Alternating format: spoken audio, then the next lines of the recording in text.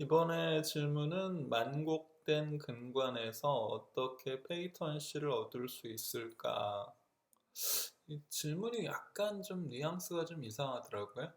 그 만곡된 근관에서 어떻게 페이턴시를 얻을 수 있을까? 약간 질문이 좀, 좀 이상해요. 네, 하나씩 한번 보죠. 페이턴시. 페이턴시는 뭐라, 왜 페이턴시가 왜 나와? 페이턴시는 그 우리나라 말로 하면은 근단공 개방성 이 정도가 될 거예요. 그게 원래 뜻은 그 명백함, 개방 뭐 이런 뜻이거든요. 페이턴시가 이렇게 뭐 이렇게 개방되어 있으니까 열려 있으니까 이게 명백하다 뭐 이런 말이 되죠.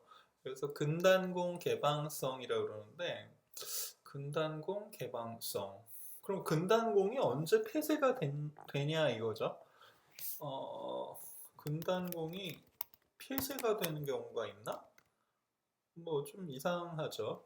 왜 그러냐 하면 우리가 펄프라는 게 그 치수 조직이라는 게 이게 그 에이펙스에서 그 혈관이 들어오는 거 아닙니까? 그 혈관이 연결되니까 펄프란 조직이 살아있는 거죠.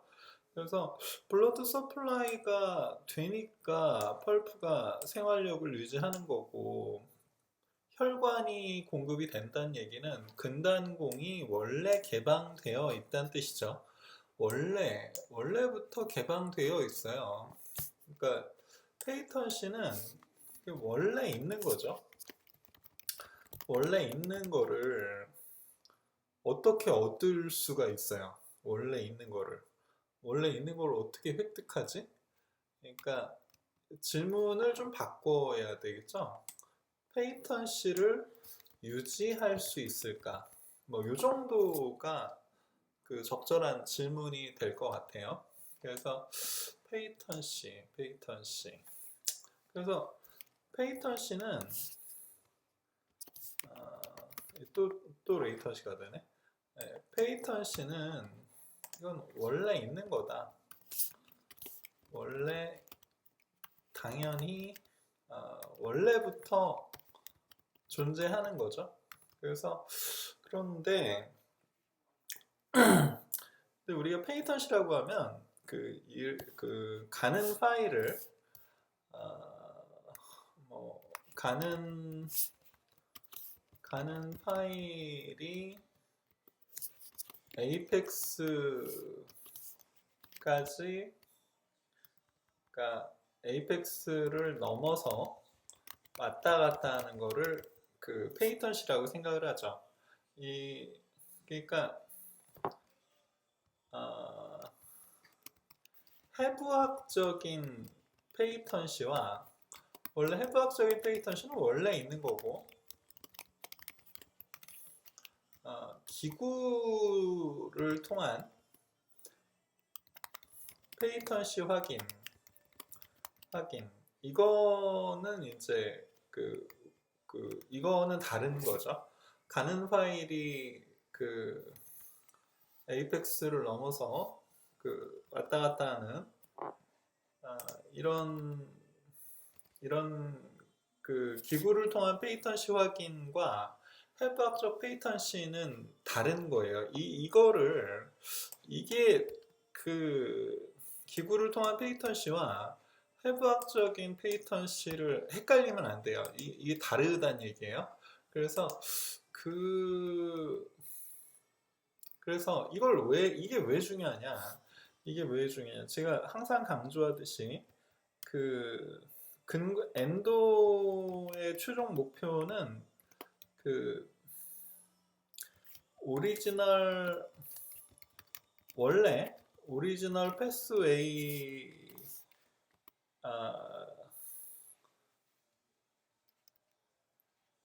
유지하면서 클리닝 앤 쉐이핑을 하는 거죠. 클리닝 앤 쉐이핑을 잘 하는 게 그 엔도의 핵심이란 말이에요. 근데 오리지널 패스웨이를 원래 근관의 길을 이게 잘 유지를 했는지 안 했는지를 확인해야 되는데, 그러려면 이제 그 근단공 개방성을 에이피컬 페이턴시를 기구를 통해서 확인을 하는 거죠. 그러니까 그 뭐 여기까지는 그럴 수 있다 치죠. 그래서 엔도의 목표가 아무리 클리닝 앤 쉐이핑을 열심히 해도 오리지널 패스웨이에서 벗어나면 의미가 없다는 거예요. 그러니까 언제나 강조하듯이 오리지널 패스웨이즈겠죠. 이 길이 복수이기 때문에 이 길이 너무나 다양하고 정말 복잡하게 생겼기 때문에 패스웨이즈라고 해야지 적절하겠죠. 오리지널 패스웨이를 변형시키지 않는, 여기서 벗어나지 않는, 이게 핵심인 거예요. 그러니까 기구를 가는 파일을 넣어서 왔다 갔다 하는 게 핵심이 아니라 오리지널 패스웨이에서 벗어나지 않는 게 핵심이에요. 이게 가장 중요한 거죠. 왜 이런 당연한 얘기를 계속 반복하냐면 이렇게 파일링을 근관 확대 성형을 하다 보면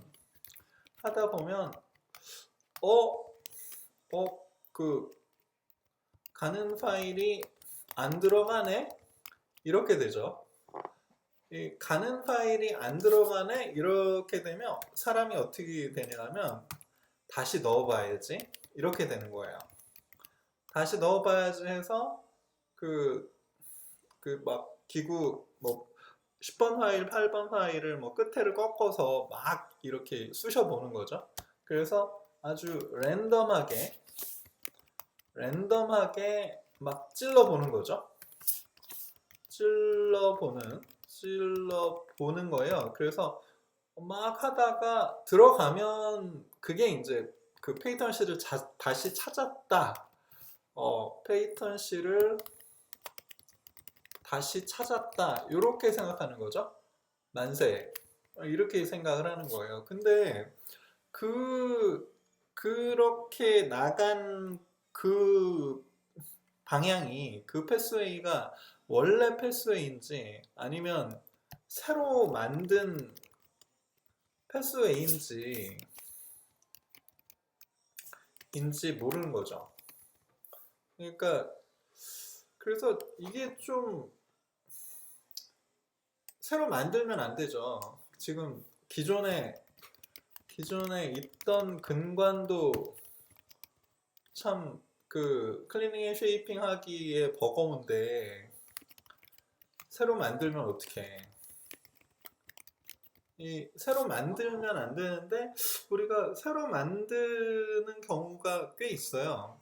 이런 거를 그래서 그러면 어떻게 해야 되느냐? 제 생각에는 그러니까 적어도 근관장을 재잖아요. 근관장을 재죠. 그래서 보통 이제 루트GX에서 이제 루트GX에서 0 표시인 곳보다는 이제 저는 한 1mm를 빼고 0.5 표시인 길이에서는 한 0.5를 빼고 그리고 1 표시인 곳에서는 이제 루트GX 눈금에서요 한 1mm를 빼서 근관장으로 삼는데 그 근관장 너머로 근관장 결정된 근관장 너머로 근관장을 넘어가지 않으려고 하죠. 예, 근관장을 넘어가면은 거기는 아주 가는 파일로 기구에 의한 페이턴시만 유지하는 게 목표인데 그거를 랭스 컨트롤을 잘못해서 그 근관장을 넘어가게 되면 그 렛지나 트랜스포테이션, 퍼포레이션의 가능성이 매우 높아지죠. 그래서 근관장을 넘어가지 않는 게 그게 이제 그 첫 번째고요. 그 다음에 그 근관장 내에서도 뭔가 이상하면 삼가해야죠. 이게 이 말이 좀 약간 어색한 말인데 그 근관장을 클리닝의 쉐이핑의 그 파일링의 행동을 할 때, 파일링의 술식을 할 때 그 근관장을 넘어가지 않는 건 뭐 당연하고 그 근관장 내에서도 하다가 뭔가 이상하면은 고집을 부리면 안 돼요. 고집을 부리면 뭔가 이렇게 파일링을 하다가 뭐 이렇게 안 들어가지 할 때 뭔가 안 들어가는 그 구간을 얼른 포기하고 코로널만 넓혀야 되는데 거기서 이제 몽리를 부리는 거예요. 이 몽리를 부리면 그냥 바로 레진지 모르겠는데 하여튼 렛지가 생기고 퍼포레이션 가능성도 높아지죠. 이거는 별로 티가 나지 않아요. 어디가 이렇게 퍼포레이션을 시켰는지도 모르는 경우가 많죠. 근데 이렇게 뭔가 이렇게 좀 이상하다 싶으면 후퇴를 해야 돼요. 뭔가 이상하다 싶으면 후퇴를 하고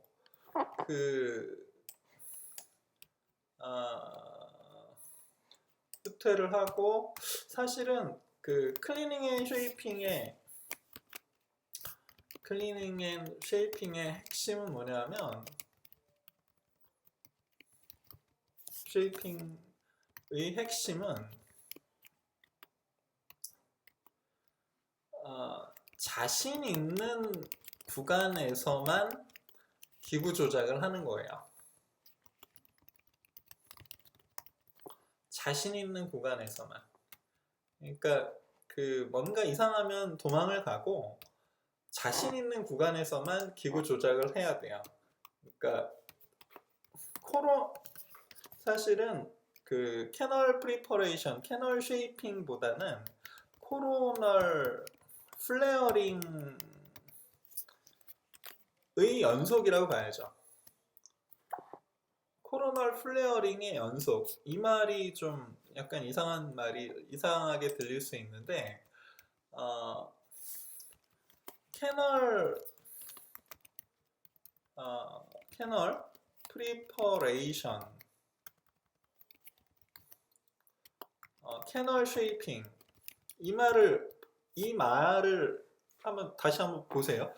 캐널 프리퍼레이션, 근관을 뭔가 이렇게 준비를 해 놓는 거죠. 근관을 모양을 만드는 거예요. 이 말이 좀 약간 이상하지 않아요? 아니, 근관의 모양을 모르는데 어떻게 쉐이핑을 해? 근관이 어떻게 생겼는지 아세요? 근관이 어떻게 생겼는지를 알 정도면 그거는 글쎄요. 근관이 어떻게 생겼는지 아는 사람이 있나? 저는 모르겠더라고요.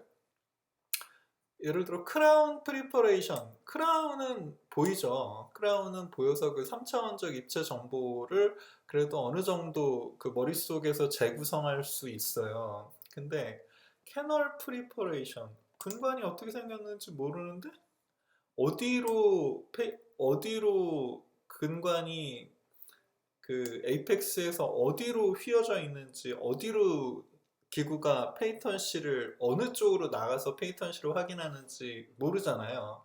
근데 어떻게 쉐이핑을 해? 캐널 쉐이핑이라는 말이 되게 무서운 말이에요. 캐널 쉐이핑, 나는 근관의 모양을 성형할 수 있다. 정말? 저는 못해요. 그래서 저는 그 쉐이핑 이라고 읽고 그 코로널 플레어링이라고 캐널 쉐이핑이라고 쓰고 코로널 플레어링이라고 읽어요. 이게 정말 다른 거죠. 그러니까 내가 에이피컬 1mm의 캐널 쉐이핑을 할 수 있다.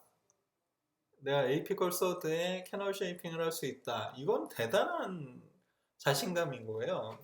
저는 못해요. 그래서 저는 제가 그나마 안전 구간 내에서만 코로널 플레어링 하는 게 제가 할 수 있는 일이에요. 그래서 예를 들어 첫날에 워킹 렌스가 16mm인데 예를 들어 16mm 전체가 안전한 것 같아. 그러면은 전체적으로 플레어링을 할 수 있죠. 근데 뭔지 모르겠는데 한 15mm까지는 모르겠는데 나머지 1mm가 이상해. 그러면 그 위에만 넓히고 그 다음에 다시 길이를 재야죠. 예를 들어 14.5mm까지만 괜찮고 나머지 1.5mm는 이게 긴가민가 어떻게 생겼는지 모르겠어 이러면 그 구간만 코로널 플레어링을 하는 거예요. 그래서 이렇게 그냥 코로널 뭐 그런 얘기하죠. 커브 매니지먼트,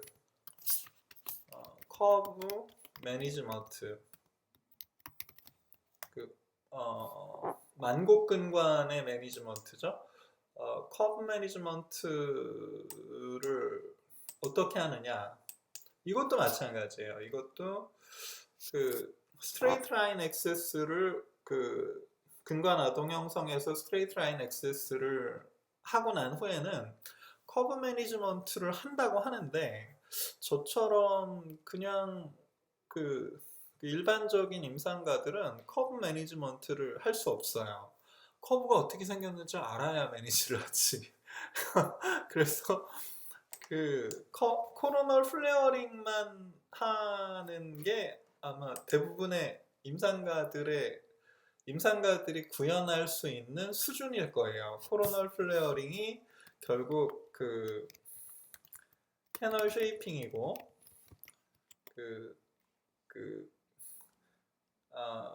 평범한 임상을 하는 사람들의 캐널 쉐이핑이고 이게 커브 매니지먼트예요. 그러니까 코로널 플레어링이 우리가 할 수 있는 거다. 뭐 그런 얘기도 있죠. 옛날 호나우두 지금 크리스티아노 호나우두 말고 옛날의 호나우두 브라질 호나우두요. 그 사람이 한 말이 슛은 마지막 패스다 이런 말을 한 적이 있어요. 그러니까 슛은 마지막 패스다. 물론 뭐 제가 축구 전문가는 아니니까 근데 보통 슛을 한다 그러면 뭔가 이렇게 우리가 보통 이제 월드컵에서 안타까운 장면이 슛하면서 이제 똥볼 차는 거죠. 슛을 뭔가 이렇게 슛을 하면서 힘을 주는 거예요. 그런데 이런 사람들 이게 거의 뭐 일세를 풍미한 이 호나우드 같은 사람은 이 슛이 별게 아니고 마지막으로 패스하는 거다. 골대 쪽으로 이제 패스를 하는 거다. 이렇게 얘기를 한 건데 저는 예를 들어 캐널 쉐이핑 이 말에 맞춰서 말을 만들면 캐널 쉐이핑은 마지막 코로널 플레어링이다. 이렇게 얘기해도 되죠. 이 코로널 플레어링이 코로널이라는 것이 이게 일종의 극한 개념, 미분 개념이라고 봐야 되겠죠. 예, 에이피컬의 1mm도 에이피컬의 0.5mm에 비하면 코로널이잖아요. 그게 그렇게 생각해야죠. 코로널이 무슨 코로널 3분의 1, 미들 3분의 1, 에이피컬 3분의 1에서 코로널 플레어링이 아니라 어떤 에이피컬의 어떤 구간도 사실은 가장 맨 끝 부위에 비하면 상대적으로 코로널이죠. 그래서 저는 이 상대적 개념이라는 게 중요하다고 생각해요. 그래서 그게 중요합니다. 그래서 크라운 다운 프리퍼레이션이라고 하죠. 크라운 다운 프리퍼레이션에서 이제 우리가 그 위에서부터 그 근관 형성을 위에서부터 해 나가는 걸 크라운 다운 프리퍼레이션이라고 하는데, 이것도 마찬가지죠. 이게 위에서부터 아래로 굉장히 그 극한의 무한으로 나눠진 구간에서 위에서부터 이렇게 넓혀가는 그런 거를 이제 크라운 다운 프리퍼레이션이라고 하죠. 이런 개념이랑 비슷해요. 그러니까 코로널 플레어링이다 하면 위에서부터 플레어링 하다 보면 캐널 프리퍼레이션과 쉐이핑이 끝나 있는 거죠. 그래서 저는 그냥 코로널 플레어링을 제가 하는 코로널 플레어링을 하다 보면 이제 끝나죠. 그래서 코로널 플레어링이 끝나면 이제 근관 캐널 이리게이션과 근관 충전, 캐널 필링을 하면 되는 거죠. 이 앞에는 이제 액세스 캐버티 프리퍼레이션이라고 할 수 있죠. 그래서 액세스 캐버티 프리퍼레이션이 끝나고 코로널 플레어링을 막 하다가 이리게이션 좀 하고 캐널 필링을 하면 이게 엔도의 끝이라고 봐야죠. 이게 엔도의 전부라고 봐도 되죠. 네, 이렇게. 그래서 캐널 쉐이핑이라고 개념을 잡으면 너무 어려워요. 이 쉐이핑을 어떻게 해? 저는 못해요. 그래서 안전 구간 내에서의 플레어링을 뭐 무한 반복하다 보면, 무한도 아니죠. 안전 구간 내 플레어링을 한번 하고 그 다음에 밑에 조금 약간 아리까리했던 부분을 조금 더 조심해서 하면 그래 봤자 뭐 한두 번, 많아야 한 두세 번 정도겠죠. 그리고 좀 그것도 잘 모르겠다 그러면 증상이 해결될 때까지 이리게이션 하면서 계속 버티면 되고, 그래서 증상도 해결되고 뭐 왠지 좋아진 것 같다 그러면 이제 근관 충전하고, 근관 충전까지 했는데도 뭐가 이렇게 다시 재발하거나 문제가 해결이 안 되면 리퍼하면 되고, 대학병원 많잖아요. 대학병원이나 3차 진료기관 많으니까 그렇게 생각하면 되죠. 그래서 그런데 그 안전 구간을 확인하는 방법이 가는 파일이죠. 가는 파일로 이게 에이펙스에 도달했는지 이제 근관장 측정기로 하는 게 이제 그게 흔히들 얘기하는 페이턴시를 확인한다란 얘기죠. 그러니까 기구를 통한 페이턴시 확인, 그것이 안전 구간을 확인하는 방법이죠. 이게 내가 마음 놓고 파일링을 해도 되나? 이 구간에 파일링을 해도 되나? 이거를 가는 파일로 근관장 측정기로 확인을 하는 거죠. 그래서 뭐 이 정도면은 이제 그러니까 뭔 얘기냐면 억지로 파일로 뚫으려고 하지 말라는 얘기죠. 이게 이미 길을 벗어났는데 거기서 파일로 뚫으려고 하면 진짜 뚫리는 경우가 있죠. 뚫릴 뿐만 아니라 거기가 미세하게 이렇게 파절될 수도 있죠. 그래서 그러지 마라. 그냥 혹시 길을 잃었으면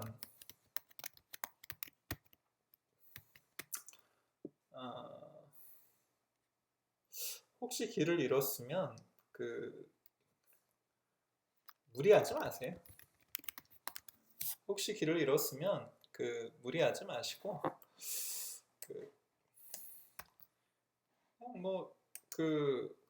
안전 구간 내에서만 근간 세척 확대만 좀 소심하게 좀 해보고, 그래서 좋아지면 좋고, 뭐 해결이 안 되면 그 리퍼 해도 되죠. 네. 그래서 그렇게 생각을 합니다. 억지로 페이턴시를, 그러니까 페이턴시가, 이 페이턴시라는 건 이제 그 해부학적 페이턴시가 아니라 기구를 통한 페이턴시죠. 기구를 통한 페이턴시는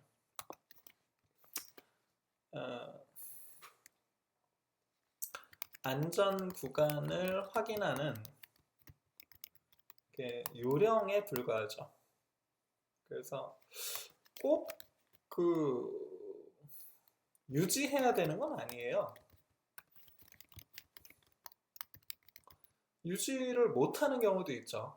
유지를 못하는 경우에 그냥 포기를 해야 돼요. 꼭 유지를 해야 된다 그러면 억지로 뚫어버리니까 정말 위험한 거죠.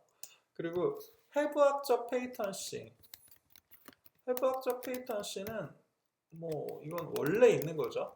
있는 것. 그래서 이런 거는 좀 오리지널 패스웨이를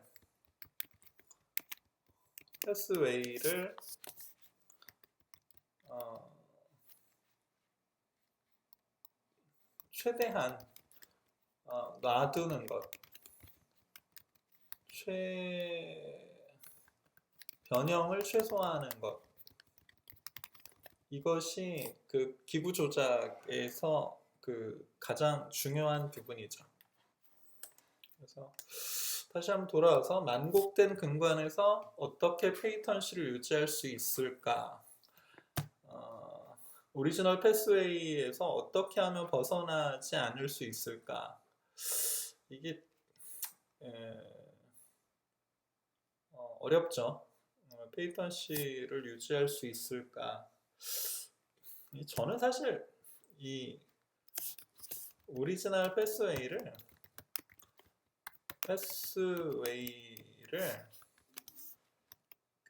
필연적으로 변형시킬 수밖에 없어요. 근간 확대 성형을 하다 보면 기구적 페이턴시를 잃어버리는 건 뭐 기본이고, 원래 패스웨이를 변형을 시키죠. 커브도 이렇게 막 직선화 시키기도 하고. 근데 이게 허용될 만한 범위 내에서만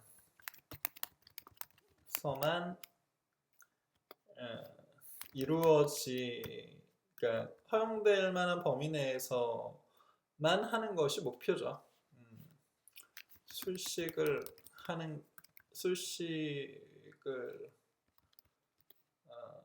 행하는 것이 목표라고 봐야죠. 허용될 범위 내에서만. 그래서 한마디로 자신 없으면 근관 확대 성형은 적당히 하세요. 무슨 옛날에 뭐 이렇게 무슨 특정 파일 광고에서 우리는 뭐 50번까지 넓힌다, 60번까지 넓힌다, 뭐 80번까지 넓힌다 하면서 이렇게 막 광고를, 우리는 그렇게 해도 뭐 오리지널 패스웨이에서 벗어나지 않는다, 뭐 이런 막 광고를 했던 파일들이 있었죠. 근데 그 파일들 다 지금 들어갔죠. 지금 다 들어가서 거의 쓰는 사람이 없어요. 뭐든지 이렇게 제가 항상 얘기하듯이 비겁함과 소심함은 정말 중요한 미덕이에요. 예, 그래서 그러면 나이타임 뭘 쓰냐? 뭘 써도 돼요. 뭘 써도. 예, 나이타임은 뭐 꼭 뭘 써야 되는 게 아니고 뭘 써도 되는데, 요즘은 저는 그냥 CMY요? 컨트롤드 메모리 와이어, CM 와이어 정도면은 그 오리지널 패스웨이를 유지하는데 조금 유리한 것 같아요. 그래서 그 정도면 되지 않을까. 뭐 특별히 뭐 무조건 이거여야 된다 뭐 이런 게 아니고요. 약간 또 너무 플렉서블하지 않고 약간 리지드한 파일도 또 리지드하면 리지드한 대로 또 그 기구 조작할 때 감이 오기 때문에 감이 오히려 딱딱한 게 더 잘 올 수도 있죠. 그래서 잘만 쓰면 뭐 옛날 뭐 프로파일 가지고도 지금도 잘 쓰는 분들 잘 쓰잖아요. 그러니까 어쨌든 그 소심하게 해라. 그리고 예를 들어 확대가 그러다가 확대가 모자라면 어떡해? 야 이거 어떻게 뭐 이렇게 생각하는 분들이 있고 그런 쪽으로 이제 마케팅을 하는 기업들도 있는데 그거가 엉뚱한 그 길로 가는 것보다는 나아요. 확대가 모자란 게 엉뚱한 쪽으로 이렇게 확대를 많이 하는 것보다는 엉뚱한 쪽으로 확대를 많이 하면 그 치근은 약해지고 그렇다고 그 클리닝이 잘 되는 것도 아니죠. 클리닝에서는 이득이 전무하잖아요. 그래서 그 무리하게 확대를 하는 것보다는 약간 모자란 게 낫다. 모자라봤자 그 결과라는 게 기껏 뭐 그냥 만성염증 정도잖아요. 급성염증도 별로 없죠. 근관을 찾았는데 근관의 확대가 조금 부족하다 하면 그게 엄청난 문제가 생기는 게 아니라 약간의 만성염증이거든요. 그 엔도 후에 그 만성염증의 그 결과를 보이는 건 너무나도 많죠. 근데 그런 결과를 보여도 대부분 또 잘 쓰시니까 저라면 약간 모자란 확대에서 약간의 만성염증을 보인다라면 제 치아가 그렇다면 저는 뭐 그 정도는 감수할 수 있을 것 같아요. 네. 그리고 그 이렇게 실러가 실러가 나가서 이제 그 퍼프라 그러죠? 그 약간 눈물방울처럼 이렇게 나가는 걸 되게 이걸 미덕이라고 생각하시는 분들이 있는데 이거 하지 마세요. 이게 이런 걸 하다 보면 자꾸 이렇게 에이펙스를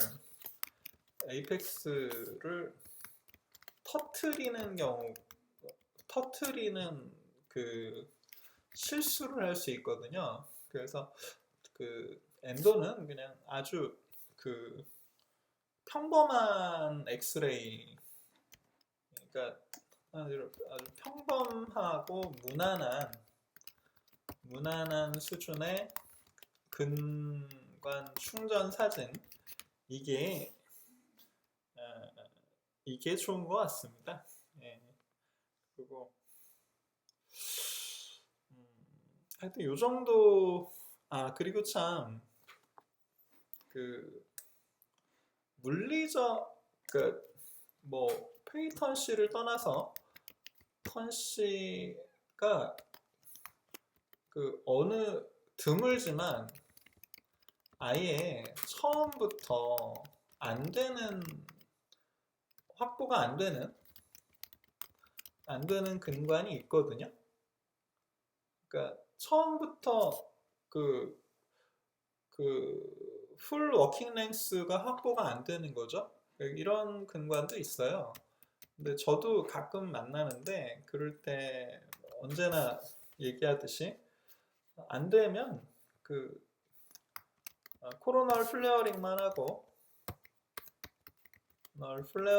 하고 그다음에 무한 이리게이션을 한 다음에 다시 한번 뭐 약간의 시도만 해보고 안 되면 포기를 하세요.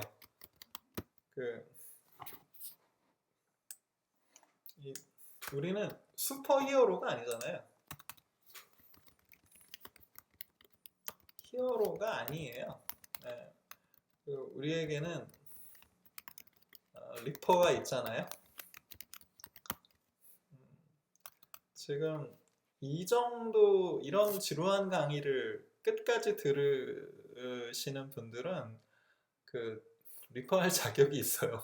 그만큼 그 관심이 있다는 뜻이고 노력을 한다는 뜻이니까 저도 그래서 하다가 안 되면 그냥 리퍼 한다는 생각으로 살아요. 예. 근데 희한한 게 리퍼 상시 리퍼할 마음의 준비가 되어 있으면 이상하게 리퍼할 일이 없어요.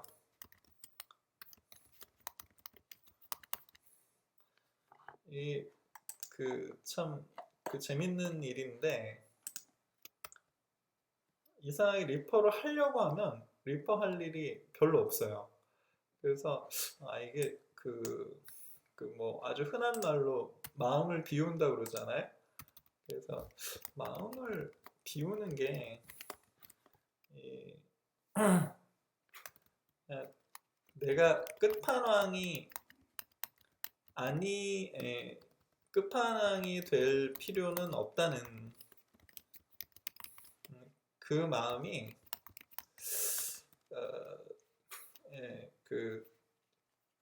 환자의 에이피컬 티슈의 치유에 도움이 되는 것 같아요.